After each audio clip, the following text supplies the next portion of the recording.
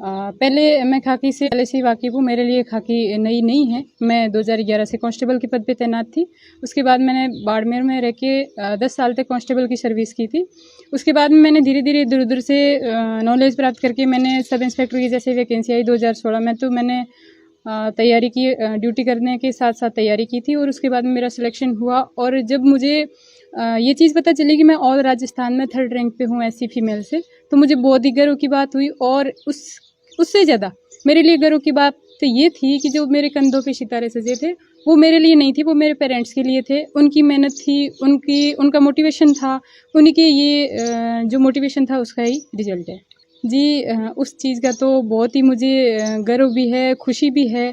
और मैं ये थोड़ा मेरे मन में ये भी था कि पहले इतना पता नहीं था कि जब मेघवाल समाज की जो पहली बेटी अभी तो कोई सब इंस्पेक्टर नहीं बनी है, इसके पीछे कई रीज़न हो सकते हैं। हो सकता है कि खाकी के प्रति जो फिजिकल है उस वो टफ हो सकता है, या फिर कोई बेटियां आगे नहीं बढ़ पा रही है किसी नॉलेज के अभाव में। तो जब मेरा सिलेक्शन हुआ तो उसके बाद में मेरे एरिया में, मेरे गाँव में, मेरे अपने ज़िले में सब जगह इस चीज़ का नॉलेज हुआ कि सब इंस्पेक्टर की भी एक पोस्ट हुई। और उसके बाद काफ़ी लोगों ने इस पुलिस विभाग की तरफ बढ़ने के प्रयास शुरू किए। ट्रेनिंग का अनुभव तो मेरे को एक बार कर लिया था। मैंने राजस्थान पुलिस एकेडमी में 2011-12 में कांस्टेबल की ट्रेनिंग कर रखी थी। जब दोबारा मुझे ये राजस्थान पुलिस एकेडमी में ट्रेनिंग का मौका मिला तो मुझे बहुत खुशी हुई।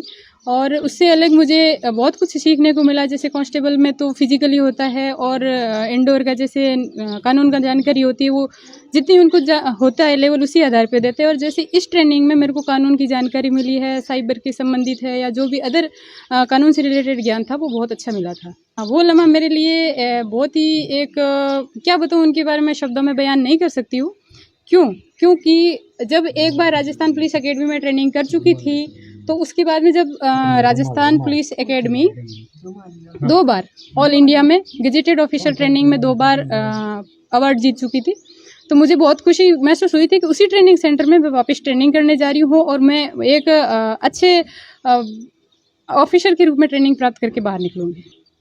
जी, अब तो मेरी बेसिक ट्रेनिंग पूरी हो गई है। 2 सितंबर को मेरी पासिंग आउट परेड पूरी होके अब मेरा कमांडो कोर्स चलेगा मंडोर ट्रेनिंग सेंटर आरपीटीसी में। उसके बाद में मेरे को जोधपुर कमिश्नरेट मिला है, और कमिश्नरेट में मेरे को अभी प्रोबेशन के दौरान बाकी बहुत चीज़ें सीखने को मिलेगी। उसमें मैं सीखने का अच्छे प्रयास करूँगी। और जो भी बड़े एक ऑफिसर है उनकी जो कार्यशैली अच्छी है उनसे मैं मोटिवेशन होकर अच्छा कार्य करने की प्रयास करूँगी। जी, दीक्षांत समारोह था उस टाइम हमारे लिए एक बेस्ट मोमेंट था जिसको हम कभी भूल नहीं पाएंगे। वो चीज़ थी मेरे लिए सबसे बड़ी कि ये कंधों पे सितारे थे, वो छुपे हुए थे अंदर, उनको बंद कर रखा था हमारे अधिकारियों ने, क्योंकि जब पेरेंट्स आएंगे वो पेरेंट्स उनको ओपन करेंगे। तो वो हमारी परेड भी हो गई थी, तब तक भी बंद थे।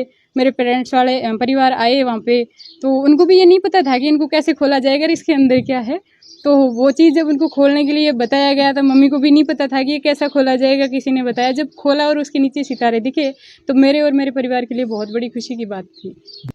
बिल्कुल, खाकी से तो मैं वाकिफ़ थी जब कांस्टेबल के पद पे थी, पर जब कांस्टेबल पे रहते हुए मेरे साथ जो अधिकारी थे उनकी कार्यशैली देख के, या फिर उनके कंधों पे सितारे वो देख के मैं थोड़ी मोटिवेट हुई। और जब ट्रेनिंग करके वापस घर पे आई तो मेरे लिए तो खुशी की बात थी। उससे बड़ी मेरे परिवार वालों को बहुत खुशी की बात थी, क्योंकि जब मेरे पहले यहाँ से गई थी उस टाइम तो कंधे मेरे खाली थे, उस टाइम कंधे पे कुछ नहीं था। और जब मैं वापस आई तो 2-2 सितारे थे, तो उनके लिए बहुत बड़ी खुशी की बात थी।